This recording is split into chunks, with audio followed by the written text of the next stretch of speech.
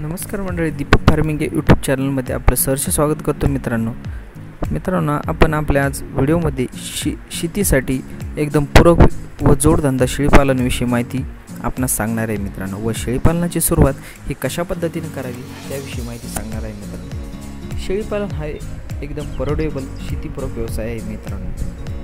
परंतु आपण शेळीपालन सुरुवात करताना कोणत्या गोष्टीवर लक्ष द्यायला पाहिजे त्याविषयी मी आज तुम्हाला माहिती सांगणार आहे मित्रांनो. शेळीपालनाची सुरुवात करताना मित्रांनो, साधारण आपल्या परिसरात जी शेळीच्या व्हरायटीला वातावरण सूट आहे अशा शेळीपासून सुरुवात करावी मित्रांनो. साधारण आपण आपल्या परिसरातील गावरान शेळी व उस्मानाबादी शेळीपासून सुरुवात करावी मित्रांनो,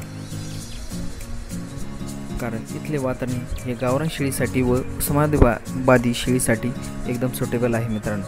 आपण शेळीपालन हे बंदिस्तही करू शकतो व अर्धबंदिस्तही करू शकतो मित्रांनो. परंतु अर्धबंदिस्त शेळीपालन करत असताना आपल्याला शेळीपालनाविषयी सर्व माहिती असणे फार गरजेचे आहे मित्रांनो. आपल्याकडे 5 ते 6 प्रकारचा चारा असला तर आपण अर्धबंदिस्त शेळी पालन करू शकतो मित्रांनो. कारण शेळी अर्धबंदिस्त केल्यानंतर तिला आवश्यक असणारे घटक, कॅल्शियम, सर्व व्हिटॅमिन हे त्या शेळीला आपण दिलेल्या चाऱ्यातून मिळते की नाही याचे ज्ञान आपल्याला असणे फार गरजेचे असते मित्रांनो. त्यामुळे आपण आपल्या शेळीपालन सुरुवात करताना मित्रांनो, साधारण आपल्या परिसरातील असलेल्या गावरान शेळीपालनापासून सुरुवात करावी व शक्यतो करून अर्धबंदिस्त शेळीपालन करावे मित्रांनो. कारण साधारण मित्रांनो, शेळी ही दिवसातून 4 ते 5 तास चारा खाऊन बाहेर मोकळी फिरून आली तर तिचे 50 ते 60% पोट भरते मित्रांनो. जेवढे पोट मोकळे असते तर तिला आपण आपल्या घरी असलेल्या चारा देऊन तिचे पोट भरू शकते मित्रांनो. त्यामुळे आपण आपल्या शेळीची तब्येत ही चांगली राहते मित्रांनो व आपल्या शेळीपालनात शेळीच्या चाऱ्यावरील खर्चही कमी होतो मित्रांनो.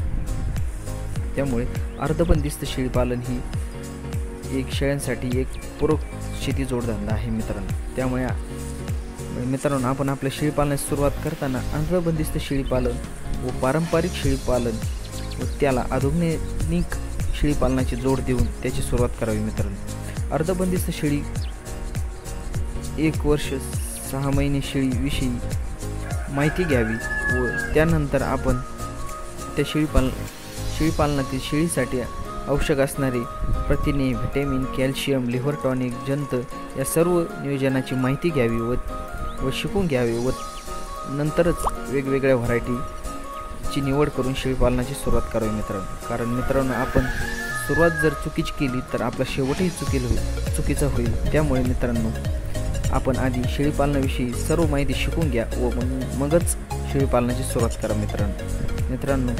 येत्या काळात आज मटण, मांस यासाठी फार मागणी आहे. त्यामुळे शेतीसाठी पूरक व्यवसाय हा शेळीपालन हा 100% चांगला व उत्तम पर्याय आहे मित्रांनो. आपण जर आपल्या चॅनलवर नवीन असाल तर कृपया करून आपला चॅनल सबस्क्राईब करा, जेणेकरून माझी सर्व शेळीपालन विषयक अपडेट आपल्यापर्यंत पोहोचू शकेल. धन्यवाद.